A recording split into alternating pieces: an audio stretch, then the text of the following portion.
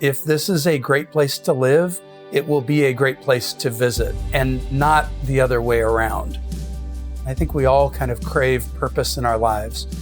And a big part of our purpose is now really embracing sustainability. 2025 marks our 35th year of doing business in the Valley as the Napa Valley Wine Train. 35 years in this restaurant on wheels business. We're very blessed that we have a food program that produces from scratch daily. And as a result of that, those scraps that we can't serve to our guests go into compost bins instead of landfill. For a sustainability perspective, scratch cooking is very important because you're from the get-go, you're going to be responsible of that product throughout its whole life cycle. You will be responsible to using the whole product versus receiving something portioned or pre-made, adding emissions, adding transportation to get that product over here when you could do it yourself. Yeah, the Napa Valley Wine Train has since 1989 taken 3.2 million people off of our roads and into our carriages. That congestion on the roads is felt at every other wine-making destination, every other vineyard town, because they don't have a wine train. With the acquisition of our 1864 locomotive, named after the start of our Napa Valley Railroad in 1864, that locomotive is a beast. It's the cleanest brake horsepower locomotive in its class in the world.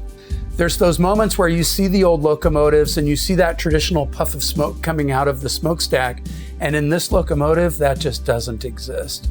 If you measure the particulate matter coming out of the locomotive, if you round down, it's 0 particulate matter escaping that stack due to the efficiency that's built into the unit.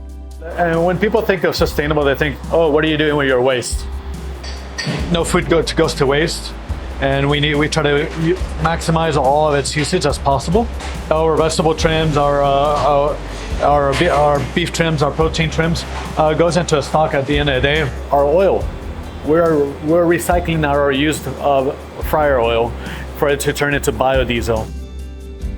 As that train rolls past, if you take a look at the wheel sets, the wine train of 3.5 years ago was largely friction bearing, which were journal boxes that would be literally filled with oil, sloshing around, and potentially some going out as we move our way through our right-of-way.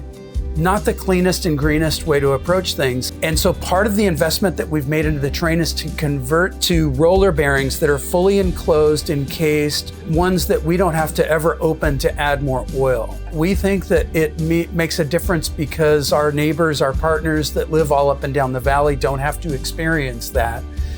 But it just means that too, we have to rely less on fossil fuels to be able to operate our business. One of the beautiful things about being sustainable is also where we're procuring these ingredients. One of the experiences, it does contain caviar.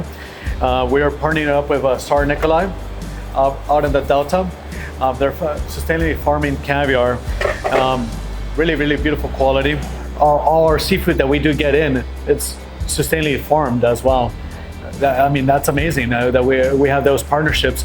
It's not only about waste, it's also about being responsible. We do all of the work along our track also, from the bridges to the crossings. We swing the hammers, we sing the songs, we pound the nails to keep this right-of-way together. And we've invested really heavily over the past couple of years in a lot of our main crossings throughout the valley.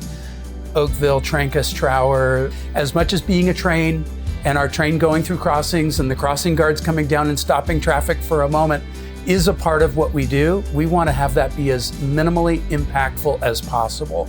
So it's just thinking about how can we do that with every product that we get possible. For example, this pork belly that I'm working on, the braising liquid turns into the pork jus. It's a delicious pork jus scented with star anise. And ultimately, whatever does not go to the customer ends up going for our staff meal. In this case, what we're going to do is basically we're going to go ahead and do staff carnitas. It's a win-win. The Noble House Hotels and Resorts organization don't have any plans to sell. And as a result of that, they want to make this business the pride and jewel of their portfolio of hotels and resorts around the nation. And if it's not at its top of class, then they are not going to be proud of it. We do have the blessing of support and our own team's energy and enthusiasm for pursuing sustainably minded actions and efforts to help us in the future. Not only for our own selfish benefits of saving money because not paying for gas is better than paying for gas, but also because we live here. Our kids are growing up here. We want this place to be beautiful and clean for them to enjoy.